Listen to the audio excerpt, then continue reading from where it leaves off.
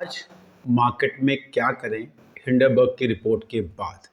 नमस्कार, मेरा नाम डॉक्टर सुनील त्रिपाठी और मैं आपका एडविटरी के प्लेटफॉर्म पे स्वागत करता हूँ। एक चीज़ ध्यान रखिएगा, हिंडनबर्ग बाहरी है, अपना देश अपना है। इस बात को अगर आप ध्यान रखेंगे ना तो आप सही डिसीजन ले पाएंगे।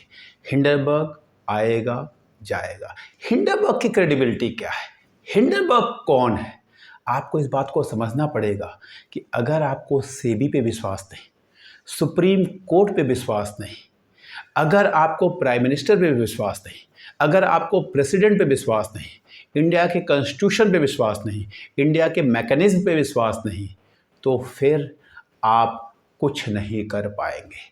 अगर आप मोदी पे विश्वास करेंगे, अगर आप राहुल पे विश्वास करेंगे, अगर आप ममता पे विश्वास करेंगे, अगर आप केजरीवाल जी पे विश्वास करेंगे, आप कुछ नहीं कर पाएंगे। आपको ध्यान रखना है, इंडिया के इंस्टीट्यूशंस और इंडिविजुअल पॉलिटिकल पर्सन और पॉलिटिकल पार्टी, इनको आपको डिफरेंशिएट करना पड़ेगा। आप किस पार्टी को बिलीव करते हैं, किस पार्टी के सपोर्टर है, वो एक अलग चीज़ है।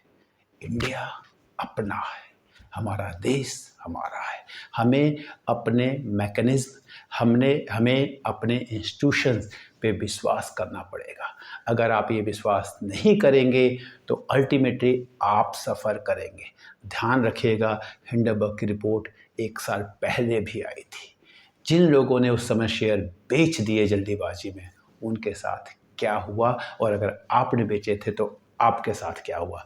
मैं बस इतना कहना चाहूँगा, सेबी चेयरपर्सन के ऊपर जो कहते हैं ना आरोप है, वो आरोप क्या है, उन्होंने उस फंड में पैसे लगाए जिस फंड में अदानी ने भी पैसे लगाए।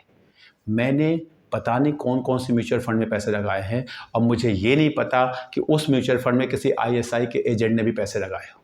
मुझे ये भी नहीं पता कि उसमें किसी भारत के विरोधी पार्टी ने भी पैसे लगाए हो। मुझे ये नहीं पता कि कोई बांग्लादेश का जो हमारे इंडिया के अगेंस्ट वाला पर्सन है उसने भी उसमें पैसा लगाया हो। मुझे ये नहीं पता कि मेरे लगाए हुए म्यूचुअल फंड में किसी टेररिस्ट ने भी पैसा लगाया हो। मुझे ये पता है कि वो फंड कैसा है, मैं यही देखता हूँ।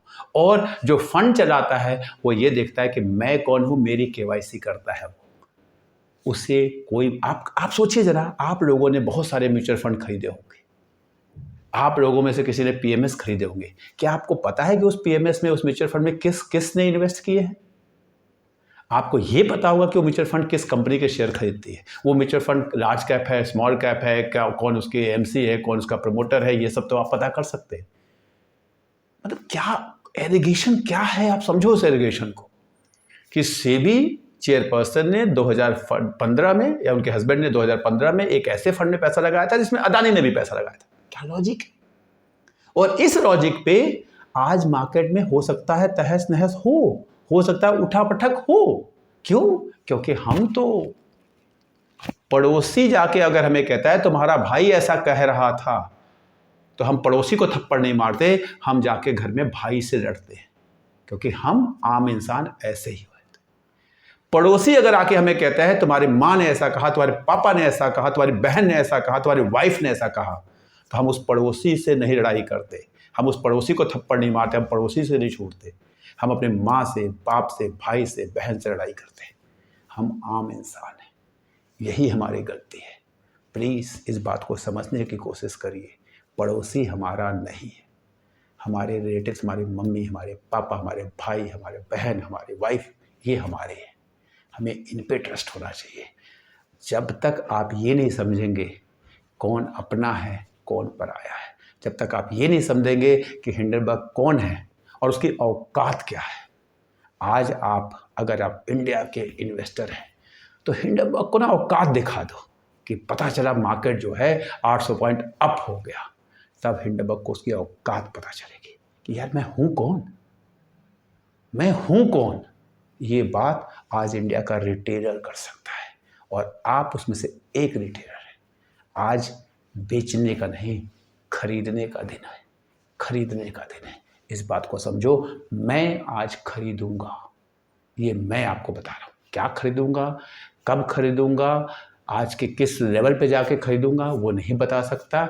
मैं टिप्स देने के लिए यहाँ नहीं हूँ, लेकिन मैं आपको बता रहा हूँ, कल का भारत आज के भारत से और अच्छा होगा।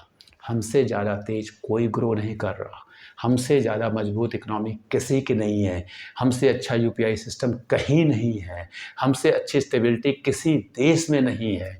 इस बात को समझिए और अपने स्टॉक्स को संभाल के रखिए।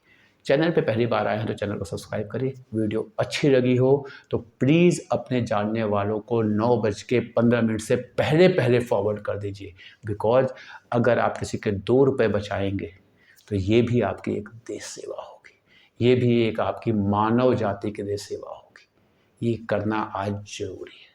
धन्यवाद।